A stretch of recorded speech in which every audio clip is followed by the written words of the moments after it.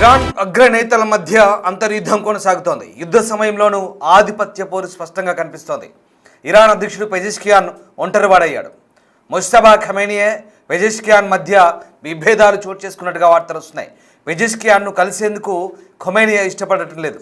ఖొమేనియన్ కలిసేందుకు వచ్చినటువంటి అధ్యక్షుడిని ఐఆర్జీసీ టాప్ లీడర్స్ అనుమతించనట్టుగా తెలుస్తోంది. అధ్యక్షుడితో సంబంధం లేకుండా ఐఆర్జీసీ సొంత నిర్ణయాలు తీసుకుంటున్నట్టుగా తెలుస్తోంది.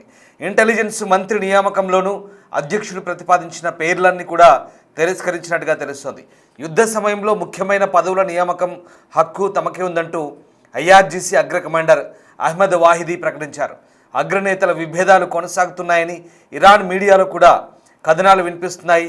యుద్ధం నేపథ్యంలో ఇరాన్లో నేతల మధ్య ఆధిపత్య పోరు విభేదాలు స్పష్టంగా కనిపిస్తున్నాయి. దీంతో ఇరాన్లోని నాయకత్వం అంతా కూడా బలహీనపడుతుందనడానికి ఇది ఒక నిదర్శనంగా అంతర్జాతీయ విశ్లేషకులు చెప్తున్నారు.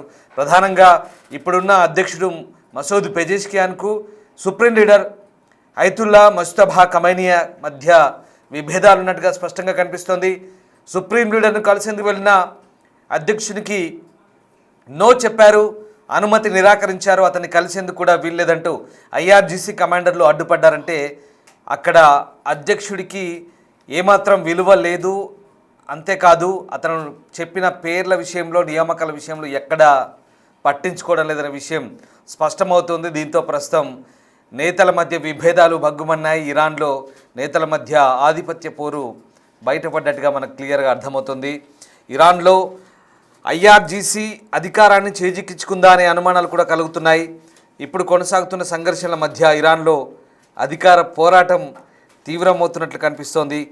ఐఆర్జీసీ ప్రభావం పెరిగిందని అధ్యక్షుడు పెజెష్కియాన్ క్రమంగా ఒంటరవుతున్నారని నివేదికలు వస్తున్నాయి.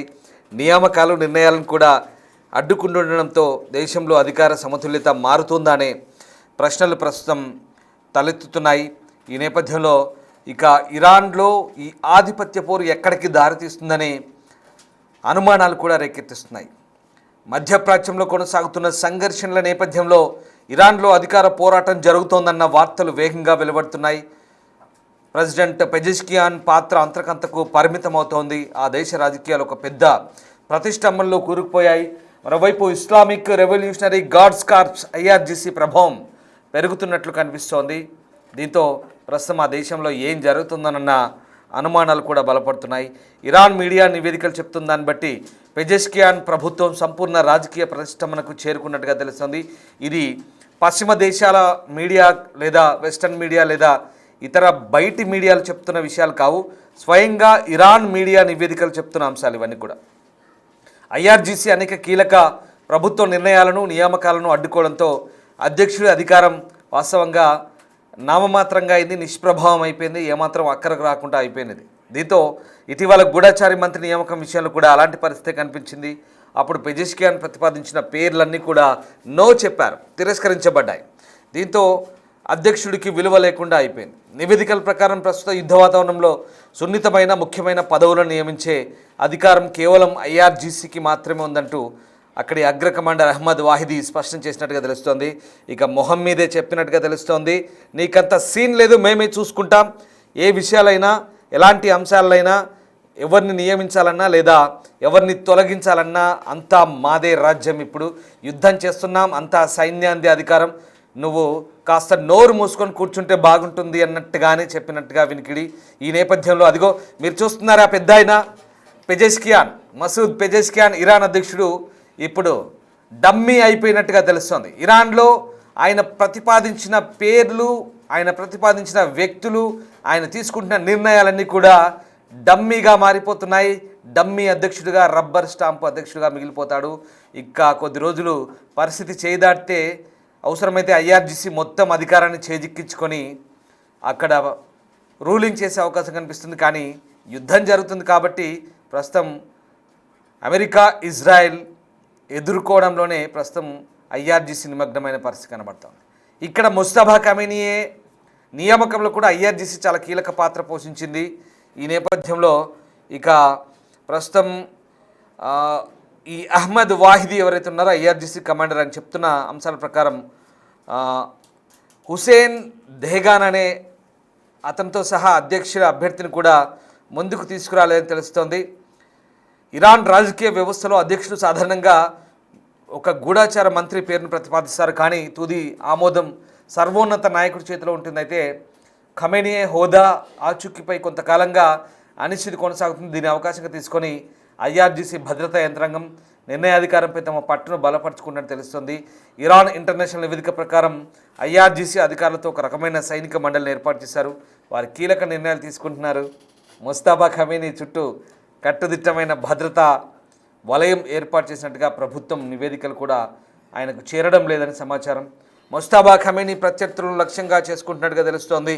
ఇటీవల రోజుల్లో ఆయన కలవడానికి ప్రయత్నిస్తున్నటువంటి వాళ్ళందరినీ కూడా దూరం పెడుతున్నారు.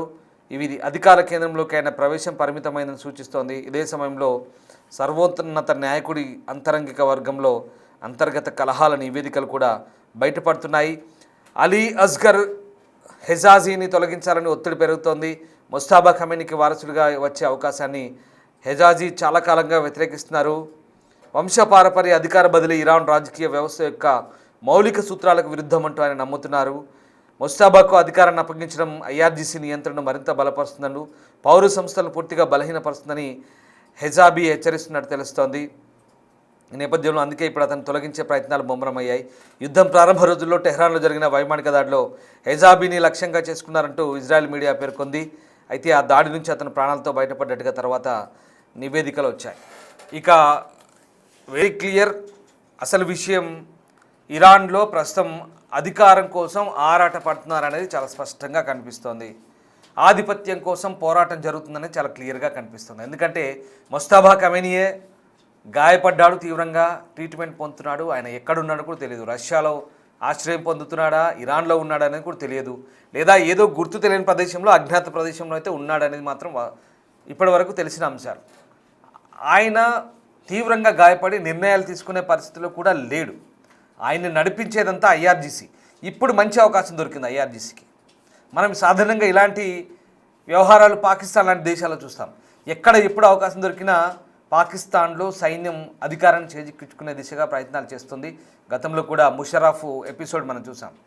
ఇక్కడ కొన్ని దేశాల్లో ఇలాగే, అంటే ఆఫ్రికన్ దేశాల్లో చాలా వరకు ఇలాగే జరుగుతుంటాయి. కొన్ని చిన్న చిన్న దేశాల్లో, ప్రజాస్వామ్యం అంత బలంగా లేని దేశాల్లో ఇక్కడ తిరుగుబాట్లు, సైనిక తిరుగుబాటు జరుగుతుంది. ఇక్కడ ఒక రకంగా యుద్ధాన్ని ఆసరాగా చేసుకొని ప్రస్తుతం ఐఆర్జీసీ అంతా తామే పోరాడుతున్నాం కాబట్టి ఇక మా నిర్ణయాలకు తిరుగులేదు, నువ్వు చెప్తే మేము వినేదేంటి అనే స్థాయికి వచ్చినట్టుగా అర్థమవుతుంది.